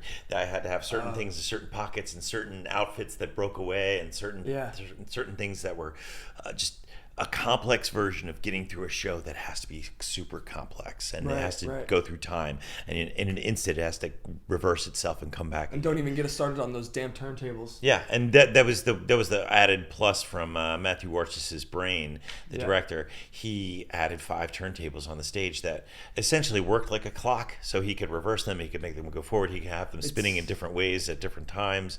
They were utilized to move set pieces and make it cinematic. There were some just beautiful things, but when we did it in London for the revival and in Australia, eventually the turntables were gone and you didn't even miss them. It's like one of those things they spent so much time Did you guys have the turntables in the original London production? Yeah. And okay. It was like then they brought the set over. Did you do a workshop of it beforehand or no? No. It was Nick Cordero, who had tragically lost his life during COVID, had done a lot of the workshops. Oh, really? In London, and that's funny. And you did the workshops for his part in Waitress. Yeah, it's a very That's so funny. I have demos of Nick singing some of the songs from Groundhog Day, and it's haunting to hear him hear that. It's like one of those things where you're like, wow, this is, to share I would guess a role or a part of a life through that. And we had met on several different occasions, and then to realize that somebody's gone, that but also to hear the voice that is still out there, it's kind of it's wild. Wild. In any case, ended up doing the London version with the turntables and the Broadway version with the turntables, and it was just like, all I'm going to do is be the person that's going to solve as many problems as I can. And I think that's part of our job as an actor, is you've got to find the character, you've got to know what blocking is going to go into, what choices you need to make, what elements they're going to throw at you, what you need to learn. Like to become a boxer in Rocky, I went and studied. I went to the gym and became a boxer. I got taught how to fight with my left hand, and so it was southpaw fighting. It's like, that's what I do. It's like, if there's something that's specific about the character, let's learn it. If there's something specific about the show, let's learn it. There's never not a learning process, and to be open to that. How much did you learn about being a meteorologist? Like, not much, really. And I I think there's that much in the job. No, I don't I'm sorry, meteorologists out there. Yeah, you read off a cue card, and you're told. I mean, we have an app now. Yeah, so, we have apps. Don't mean to diss the job. Yeah, but they hold on to their jobs. I went to Australia and did an interview at a news station, and they had me go and do the weather report section. But the other guy, who's the normal meteorologist, I could tell he was a little tense about it. He didn't say, "This is my job, and I don't want somebody making fun of my job." And so he was rushing me along and not letting me joke. And I was like, "Okay, all right." So don't mess with a meteorologist's job. Listen, we love meteorologists on this show. That's okay? right. So yeah. Anyway, Mr. G was big for me when I was a kid. That was my big meteorologist. You know Mr. G, Pix 11 News. Pix 11. Yeah. Anyway, so talk to me about London versus Broadway, because here's the thing: the cast recording comes out. We were doing 9 to 5 actually when the cast in high school, and the cast recording comes out of Groundhog Day, and we see the show. There's so many differences. Because I imagine so much changed from London to Broadway. I mean, not enough differences that it's a different show. I just mean little nuances, particularly in the opening number. Yeah. Small Town USA is a lot of differences, lyrical things, or things like that. I guess talk to me about how much changed from London to Broadway. It was, for me, I don't remember it being that much of a change. I remember there being changes from Broadway to the revival, where we tightened things up. It got better. It was like my attitude was better about it. It's it became better at what it was trying to do, and that's time and funny and telling a story and edit around it, not over service the piece, keep it for what it is, bring a lot of the stuff downstage so they could see the characters, because everybody in that show, every character that's in that show has a story to tell, which is one of the great things about Groundhog Day. You follow people through their time period, but you also learn more about the guy who's eating the chicken. You understand why he's eating chicken. There's a lyric that comes in later, and you start to understand, because you get the repetition happening, and they show little different nuance in themselves the next time, Yeah. or a different part of the day that they're in. And that's One Day. I think One Day is one of the best Act 1 closers I've ever listened to, especially lyrically. It is so meaty. It is so everything. And to be quite frank with you, listening to that song, listening to Rita's lyric in that song, I could recite the whole thing. It's that bad. I mean, like, really. And I do it a lot. And I've been like, I look at that and I go like, oh man, I almost use it as this like weird, I emulate it in terms of who I want to be. Like this way of like she talks about, and it's like, some of it is a little Mr. Perfect, but I'm listening to it and I'm like, oh yeah, and his body would be toned with those pecs that you get at the gym, but he won't spend all his time at the gym, and he'll love reading books. He'll be an excellent cook. I'm like, okay, I have to read books, and then these are things that you learn. Cook the irrational, unreasable list of things I'll do that. Should be. Yeah. And these are all good things. It's a great song for anybody that's singing that song. It really like it talks about the incessant thing that goes in your head, like what am I looking for? What is the standard? But also what is the best version of something that I want to be? But are those things really attainable? Right. And it's that part where she goes, and his she's eyes will be contradicting. brown or blue or green. Well, I don't care. And I was like, well, phew, because that can't change. I had a response to almost every lyric that she said. Yeah, I was like, right. Don't know what to wear, and a full head of hair. I was like, it's like it was every line she had. I was like, I'm gonna be your perfect guy, because that's what I was trying to be. Right. And it ended up not being like him constantly. And this is something that you're talking about. It's like, what am I gonna become? Like the perfect guy. And so Phil had a chance to like, okay, next day I'll add this to the list. I'll be this. Right. I'll be the perfect version of this for that person. And what ends up inevitably happening is that it's not about those things. It is about, can you be open to a conversation? Can you want to know those things, but also offer of yourself something that is genuinely going to add to somebody's life? And I think that's what Phil finds out when the thing that you love most about that One Day song at the end, when everybody's telling the stories and Phil's not listening. He hears it all and it all sounds like noise to him. And that's why he's so annoyed. He's like, shut up about the chicken, like, go away. And he can't stand it anymore. It is only until the second act when he listens to Rita, who is actually the person that saves him. She's just like, why don't you just look at life a little bit differently? Why don't you try to accept those things and try to change something about yourself to add to something in someone's life? What are they needing? If that person is like, I don't know, having a tough day, can you just find it in yourself for 1 second to help them on their day? And he begins to like that and builds bigger portions of his life for himself, and to be of use for people and to add to other people's life. And that is what she inevitably falls in love with, is that he's a person that genuinely wants to be present, and he genuinely wants to help, and that we're all looking for that connection in our lives. Yeah, it's a beautiful show, and I imagine that's what keeps you drawn to doing it. Like, you did it in London, you brought it to Broadway. It should have had a longer run. It should have been more successful. It should have toured the way it had planned to tour on Broadway. It's licensed now, so regionals. Come on, I'm your guy. Your guy. I've done the cameos. But yeah, and then you did it in London again, and you did it in Australia. Talk to me about doing the repetition of it, right? There's something that's like strangely Meisner about doing all this stuff and like super like diving into the repetition of like, how do I change this every time? Do you get confused have you ever gotten confused in where you are in your fill? Only like one day when I wasn't feeling very well or something, I was doing a scene, but never. It's more like I know, because each scene is actually, there's a new intention for each scene. So I have to enter the scene. Maybe it's repeating itself the exact same way 3 times in a row. Yeah. I'm entering the scene with an intention, and usually that connects me to the lines, that connects me to whatever I need to go, whatever my next thought is, and my next response. It's only in rehearsals when you have to like go back, like, okay, let's do day 2 the second time, and you're like, what's the line again? Like, how do you? But linearly, I never got off track. It was one of those stories that was so important to me to keep telling correctly, because the end result of every day is you get the joke at the end, or you get the experience at the end. And I knew how important that was. It was like, you need to set up the thing for the the big thing to drop. So Right. I was always constantly like, I want to do this today. I'm going to do this today. New thing. I found nuances in it all the time. I was always playing with people on stage. I was always witnessing something new and doing the show in different incarnations and watching other people do it. Right.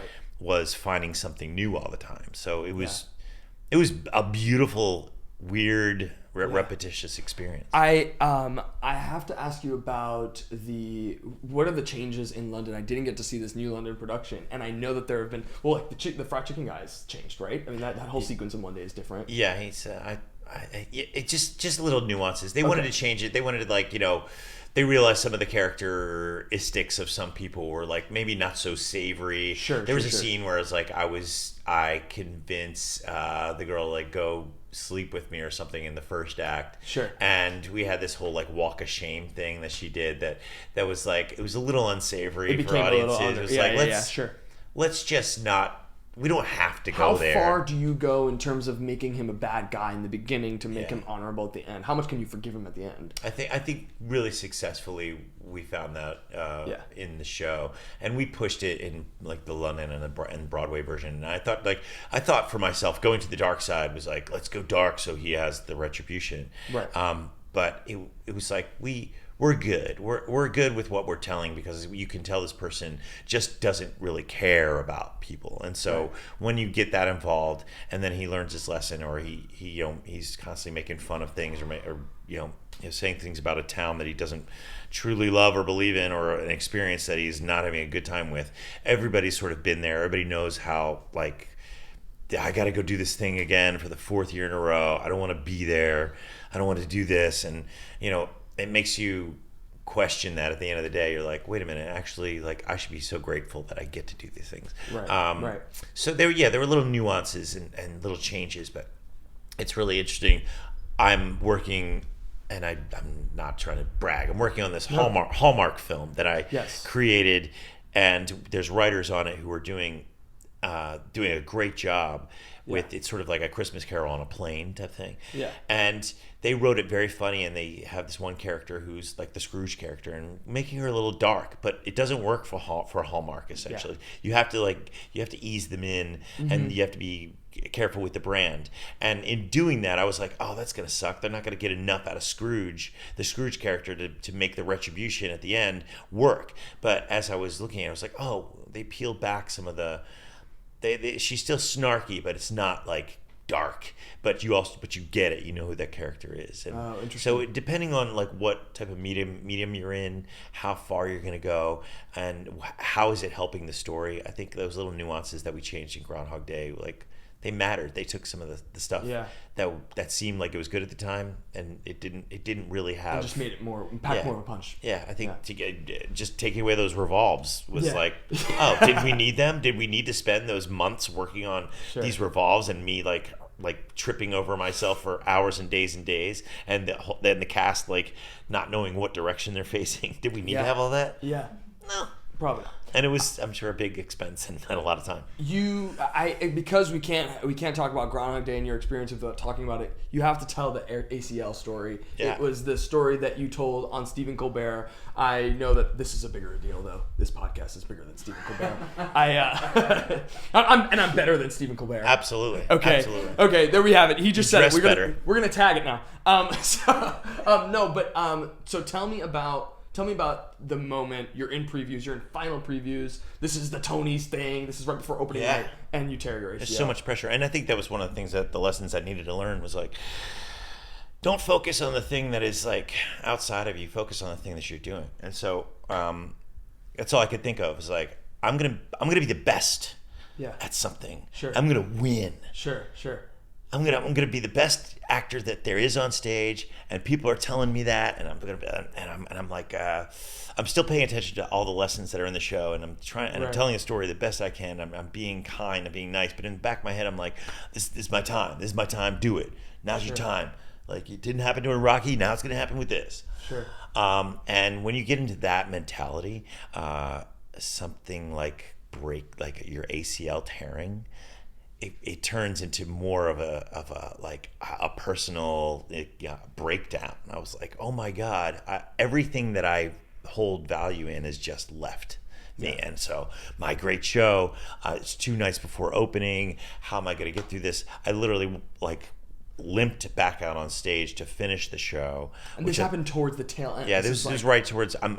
Phil has finally found his ability to help people, and he's doing this big number where it's a montage of him running around helping people, getting people coffee, getting them what they need, helping somebody who's choking, and it's like this quick montage stuff. And so I'm running constantly back and forth on stage, and I do this one leap over one of the cast members, or a line of cast members, and that's when my ACL tears, and I'm crawling off stage. We stopped the show. We asked for a doctor in the house, which, when have you ever heard that? Then I had a few people, Andrew Karl, who was my cover, but also a great actor at the time, and he helped me. He's wrapping my leg up, and people are like, I'm still in my outfit. I'm like, are you going to do the show? I was like, I need to just sit in the air conditioning for 2 seconds. And all this stuff is running in my head, including... It's also the worst. I've heard it's the worst pain. It's not a bad pain. It's just you lose your ability to stand on this leg. Because laterally, you can't move your leg. It has no support. So you step on it, it just goes to the left and to the right. Goodness. Your leg goes in the position that it's not supposed to go to. And I'm just going over all that stuff in my head at the time. And I'm like, it's over. I've now lost my career. I've worked too hard for this. Everything that I hold dear to what I think this experience is now gone in a second. And it's terrible. And it's because you're convincing yourself how bad it is at the time. What happened in that moment is Chita Rivera popped into my head because she had she was hit by a taxi. Yeah, it was a terrible car accident that she was in. And it was and she's at 80 kicking her head above her, kicking her leg above her head, and I get to work with her, and she's just an inspiration and powerful, and she's living up to every dream that you want to have of somebody who's been in the business that long, and also Rocky, it ain't how hard you get hit, it's how hard you get hit and keep moving forward. That pops in my head. So my experiences from shows just started coming to me, and I was like, get up, do it, go, finish this, sing this last song that's so important. It's called Seeing You, by Tim Minchin, and it's really all about Phil's experience of being able to see beyond himself at this point. Right. So it was very hugely meta experience at that point. But at my final bow, I was like, okay, I'm taking my final bow in musical theater. I'm done. I'm hanging it up. I've just ruined my moment that I'm supposed to shine. In 48 hours we're supposed to open this thing, and I was supposed to get the reviews are supposed to come out, and all this. Yeah. So it was like a bunch of things that was just too much to put on your shoulders at that point. And so after a lot of tears and going home and thinking about it, and I was like, you also rushed to the hospital right after that. Went to the hospital. They were like, it's torn. I was like, oh, thanks for telling me that. Yeah. Well, that helped. I was like, here's some crutches, thank you. Somehow mastered through friends and family telling me, I think you need to get up and do this. You're going to do this. And I was like, there's no way. Next day I started feeling a little bit better. I went to the physio. They're like, we can wrap this up. See how you are walking on it. I'm like, I'm getting determined now. People are saying you could possibly walk on this. We could put a brace on it, and you could do this. How is this possible? And nobody's pressuring me. The producers were not pressuring me. It was all me pressuring myself to open this show that meant so much to me. And I did it. I was opening night. Everybody came in early to go through some tricky rehearsals, choreographed spots. I was modifying a few things, but not much, and did it with sweat pouring down my face and thinking about my leg constantly. But also, at a certain point in the show, when I'm just in my underwear and I'm on stage in a fur coat, I was just like, yeah, baby, just soak it in, everybody. Let's take advantage of this moment. Let's make it a comedy bit. And I was like, I think at that point, everybody was kind of like, we saw it the week after. We saw it the week after you hurt your leg. We saw it again in June. We saw it 4 times. And I saw it before you hurt your leg in previews, and then after we saw Andrew Karl at a matinee. And then we saw you with the brace on subsequently. And then we went back on closing night, which was huge. I mean, I have never been in an audience that like Electric. Yeah, you're talking 3 standing O's in the middle of the show. It was Amazing. The show was beloved. I mean, like it really, really, really was. So and another thing I want to mention, and I've been gushing to you this whole time, so forgive me, but there's this moment that I'm listening to the cast recording. I listen to the cast recording all the time when I was in the midst of it being on Broadway, and I'm like, gosh, when I saw the show, he did the line like this, and he said this. And then on the cast recording, he's doing, and it was this weird lesson that was subconscious in like, oh, everything doesn't have to be the same all the time. Yeah. You're adding spontaneity and nuance, and there's something about that. There's no like perfect way of doing all this stuff. I mean, even on cast recordings, you'll hear different things that don't happen in the show. They'll sort of edit things together. But I also threw some things out while we were recording because I would just hear it in my head constantly, and I was like, "Can I try something here?" Yeah. And I tried this like high note stuff in Hope at the end, which was not in the show. Sustainable for 8 shows a week. It was like, it was. I couldn't possibly do it because I was crawling under something or climbing up something. Yeah. But on the cast recording, I was like, "Let me try this," and Tim really, really liked it, and they kept it in. Yeah. So it was like, there's an experience on the soundtrack, and then there's an experience in the live version. Exactly, yeah. Now's the time where I ask you how you did every single magic trick. Exactly. I have to ask for a big favor for you. I need you to ask Tim Minchin to write more musicals, because I think Matilda is one of the most brilliant things ever written. I think Groundhog is one of the most brilliant things ever written. I need him to write something else so badly. I know. I don't know what his next project is. I know he's touring everywhere. Yeah, he's touring. He's doing his thing. Yeah, I saw a couple of his shows. One's in London and one's in Australia, and just like brilliant performer. I'm not. It's like it's a hard thing to do is to write musicals. Yeah. People who do it takes a long time. I went to BMI music theater writing course, so I did that back when I was doing Legally Blonde, so I've written stuff, and you have to love it, and you also have to love the form, and he certainly now has the ability to say I want to write another musical, but he also does things that are really interesting. Yeah. And he's got a different way of thinking about the world, and he's got a lot to offer. In any case, it'll be, I know, most likely to be another project that Matthew Warchus and he want to do together, because they just found a team that works so well. For sure. And it's like they both have, when you find a team, collaborate, you have patience. It's like, go for it. Last thing on Groundhog, talk to me about Bill Murray coming to see the show, not once but twice in a row. Yeah. That's perfect joke. Well, you get perfect Groundhog Day joke. It was a Groundhog Day joke. He shows up in the same seat the next day. It's so sick. Like, that's awesome. Talking about meeting Bill Murray and I was so excited. What you thought of the show? I was so excited, and somehow I was calm about it because it just he's a comedy legend, and I grew up watching Saturday Night Live, or my dad would watch reruns of that and see him on it, and all his movies, everything, including Groundhog Day. There's just a legend who knows his craft, but also how he is as an actor. You can always trust him to have this certain sort of wry delivery and also wry look in his life as part of himself coming in. But he's just a great actor on many different levels. Right. But there's so much you can learn from that, and I certainly. Like, there was a few lines that were in the movie that were not in the script originally, and I was like, can we take this and put this back? It's a great joke. I'm sure it's a Bill Murray, like, one-off, but it just I know it's going to kill, and there's something there's something about it that, so I was just, soak in that. So meeting him is just amazing. And then he came on stage after the show, talked with us for like an hour about how much he loved it, did the same thing the next night. That's so cool. And he's like, he cracked open a beer on stage, and he's That's like, awesome. he's like, you want some? I was like, yeah, I'll drink from the can of Bill Murray.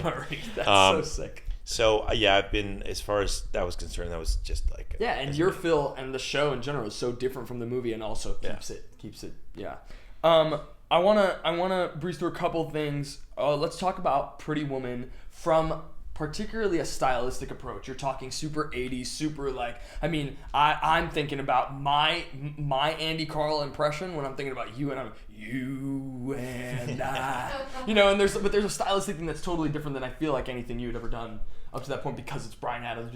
And Bryan Adams was like really, he was in the studio with us while we're recording the album, which is probably like top 10 So coolest rad. thing Yeah. in the world.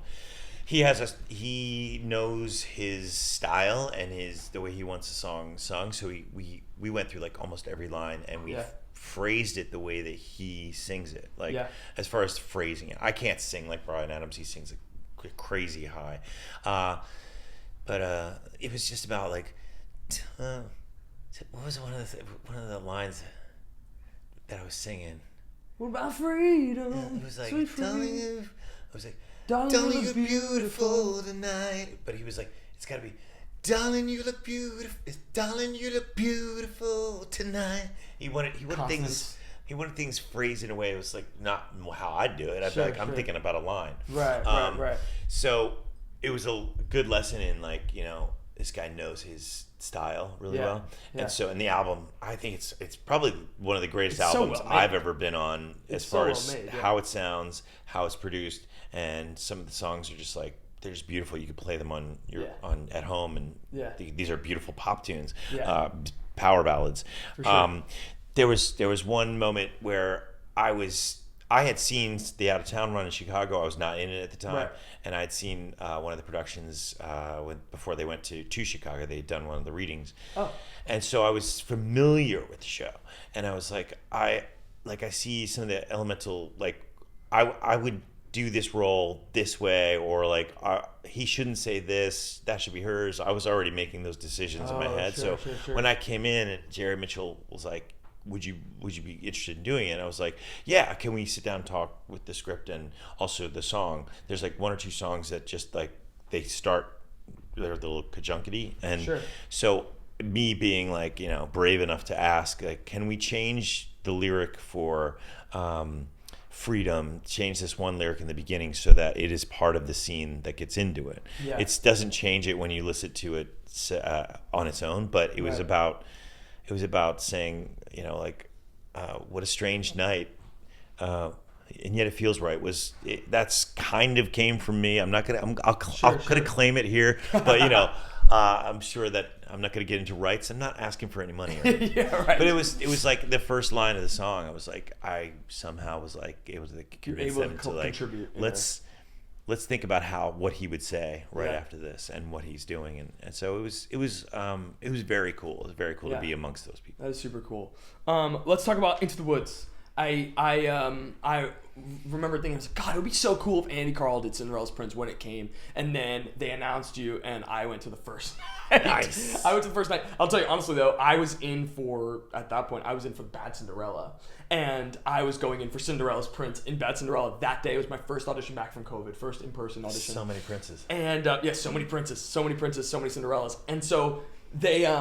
I was like, you know what? The audition didn't go that well, and I was like, oh, I'm sorry. I'm gonna buy a big ticket for Into the Woods tonight at the box office. Well done. Right now, and I did, and it was honestly it was almost emotional. That audience, the second the curtain went up, and you hear the dun dun, and the Once Upon a Time, it was. That was a standing ovation of itself. It was so good. I mean, like, such a great production, and taken from City Center, I think. That's where City Center, and to bring the orchestra on stage, I think it was beautiful, so because cool. There's something about that music that is so iconic, but it's so well written and so well orchestrated that the music really has to be a part of what they do. And telling the story in the way that they did was, you know, costumes weren't like big and garish. Right. It was more like, it was very stripped down. And there was, you know, and also how they did the giant with like the puppetry and stuff like that. I think it was like, this is great. What a great take on this. And and it centered the music and the story just so well. Like, that was the imperative thing that you need to look at. It wasn't the spectacle. It was like this. Listen to this as though you were opening an album of Stephen Sondheim's Into the Woods. And that's kind of how I think of the show, because in seeing it when I was a kid, when my parents took it to me, I was like, this album was one of the first musical theater albums that I just constantly ran in my head, and I learned every line of the Princes, and to know that it was available, and they offered me Cinderella's Prince just for the time that Gavin was taking some time off. Gavin Creel. I was like, oh my God, this is a bucket list thing. I've done some things that I truly love, and things that are callbacks from like just childhood. So I took every advantage of being as good as I can, servicing the piece as much as possible. And then Josh Henry was going to take 6 weeks off, and I was like, hey, if you guys are interested, I could, play this. And then do the other thing. Yeah. And they were like, oh yeah, sure. So to be able to play both princes on Broadway in one of the greatest shows that I've ever known. Yeah. That's going. I was most that's excited right for here your Any Moment because I knew you were going to ham that. Yeah. And it was, like I said, especially because it was the first show. It was the first night that whole new cast was in, and SJB and Krista. And it was Such like. a good cast. It was, oh man. That moment with you and SJB, Any Moment, and Into Moments in the Woods was like. It's it was so perfect. good. It was such perfect. a good thing. How do you go about approaching Sondheim? I mean, like, Sondheim is our great. Sondheim is our Shakespeare musical theater. How do you go about tackling it? Stylistically, especially, I guess. Just study, and make sure every lyric is heard and that it's imperative. There's great clips on like YouTube or TikTok. You'll see Sondheim speaking when he was younger. Yeah. There's this one thing that I watched recently where he's talking about how he writes. A song is essentially like packed in there. You have to create like a third, almost an entire act of itself. A song has to be so lyrically well written, right. And he's seeking to service the piece so well that he's aware of every single word that he's using and every single sentence and how its cadences and how it sounds right. when you're singing it. Right. Someone who dedicated himself so much to the art form deserves as much study as you can. For sure. But also he was so good at writing character that you can bring what you can to it. I've heard people interpret Sondheim as they do Shakespeare. It's like you interpret it a different way. For sure. Gavin Creel was one of those people that made one of the princes. Brilliant. Like it was something foppish and wonderful and free about his performance, which I was like, oh, that's fantastic. I hope I can be as good at that for the 2 weeks because there's some people who have that gift of like interpreting something so well. Yeah, that's awesome. I loved that show. I loved you in that show. It was awesome. Yeah, don't just sing Sondheim. Yeah, right. Like there's like, so much. Know the lyric, know the story you're telling when you're singing it. Don't just sing it. Right. Let's talk about Moulin Rouge. You're in Moulin Rouge right now. You're doing the Duke. We saw the show a couple weeks ago. It was awesome. I'd seen it a couple years ago, but then we went back for the second pass, and it's such a fun part for you. I really wanted to hear the "So Fresh and So Clean." That was it's so good. Like what an entrance, right? Yeah, right, exactly. And you're sitting in the box. Talk to me about Moulin Rouge, how it came about, and what's most exciting you about it right now. A friend of mine who was playing the Duke prior to me is taking a leave to do another show, and I was like, he had mentioned my name to. He's like, "What? You think Andy Karl would do this?" And they were like, "I don't know if he's interested." And then he told me, I was like, "Yeah, I'm interested." Yeah, of course. It was one of those things where I was like, I offered to play the Duke prior. I was like, I want to put my name in the hat when the original guy was leaving. Okay. And then they had already cast David, who was doing it. So when it came around this time, I was like, yeah, throw my hat in the ring. And then I actually called up Alex Timbers who had done Rocky, and I'm like, let's work together again. Let's see if we can do this. So I think everything sort of just worked out. It just worked out. I was like, thank God, because I love Moulin Rouge, and it's because it's so well directed. It's clean. It's fast. It gives you everything that you need. It's fun. It tells a story. It's a simple story of like, I can't pay the rent. I'll pay the rent. You must pay the rent. It's very, very. It's like it's simple enough story, and it gets you in the heart every time. Especially the second act. It really involves the audience to really think about what they think about love, what they think about what is most important in life. For sure. And it's a beautiful theatrical experience. Yeah, no, for sure, I agree. And there's also that scene where you guys, it's like a full-on romp. It's a full-on farce where it's like, it's great, and it's awesome, and you're great in it. It's awesome. Okay, we ask this question every time because we're big into manifestation. Manifest a dream guest to be sitting in this chair. Honestly, you're our dream guest. Thank you. That's very nice of you to say. But yeah, manifest. Give me a dream guest. Give me someone that you want to see sitting in this chair. I like put Nathan Lane here. Like, oh, come on. Nathan Lane. Yeah. Oh, that's great. I love it. Get Chris Siebert in here. Yeah, Chris Siebert, awesome these too. These people are. I'll take it. These people are icons. Like, but also like Megan Hilty, Stephanie J. Block. Any of the people I've basically worked with in the past 20 years, put them in this. Oh, dude, seat. I'll take it. That's perfect. I'll take it. Okay, we do a segment on this pod every time. Since the podcast is called I Want to Be Like You, this segment is called AI Want to Be Like You. Have you ever played with AI? Just chat GPT once. Okay. So we put in. I asked AI to write a scene for the two of us to do together. The concept behind this scene, and I'm going to give a little bit more background. This is yours. And essentially what it is you're going to be playing a heightened version of yourself. You're playing Andy Karl. The catch is that in this version, you're this is an over the top version of Andy Karl, and you're the fan of me in this version. Okay. This is all written by AI, and here's the scene. The scene is called "Suck My Balls, I'm Out." You get it if you get it. If you know, you know. Keeping the structure of the vibe intact, Andy Karl is a heightened and over-the-top version of himself. Andy Karl. Who isn't? Yeah, the Broadway star turned wannabe podcast host with wild bravado. Now obsessed with my podcast, I Want to Be Like You, with Elbi Cespedes. I'm still Elbi Cespedes, a successful podcast host. Well, you know, that part I might have written in. Here we go. The setting is we're in a sunlit community center in New York, mid-morning. A small stage holds a podium, folding table with self-help books, and a banner reading, "Suck My Balls, I'm Out." Andy Karl struts in wearing a suit and a grin that could light Times Square. He's clutching a notebook labeled Andy's Life Lessons. Elbi Cespedes enters, casual, in jeans and a blazer. You'll never catch me in jeans and a blazer. But hey, AI does its thing. Carrying a sleek planner radiating calm confidence.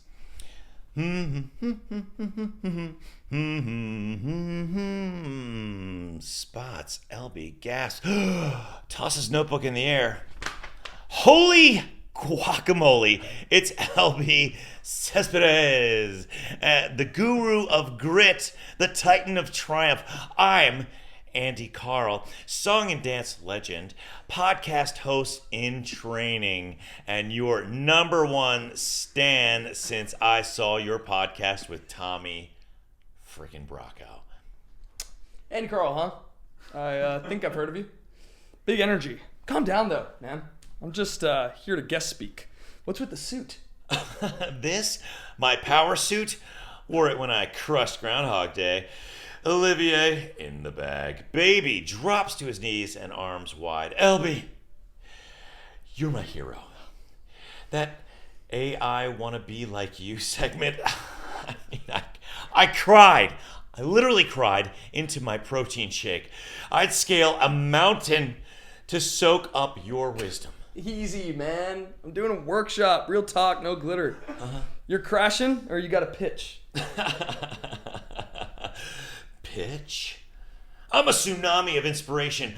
I've got charisma and landed me the role of Rocky. Keep on standing. You're the master, Elbi. I'm a spark begging for your flame. Heard you stumbled a little bit. Froze during a live podcast last month, right? Tough crowd? Yeah. Minor glitch.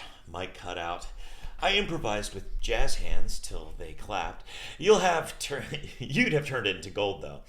You're the Yoda of podcasts. Oh, my God. Give me a shot. Look, I'll shine for you. All right, kid. You've got hustle and drive. I see it in you. Our next podcast is on Nathan Lane. You're welcome to sit in, but I don't fluff egos. I build them. Can you handle real notes? Or is that suit your shield? Build me, oh wise one.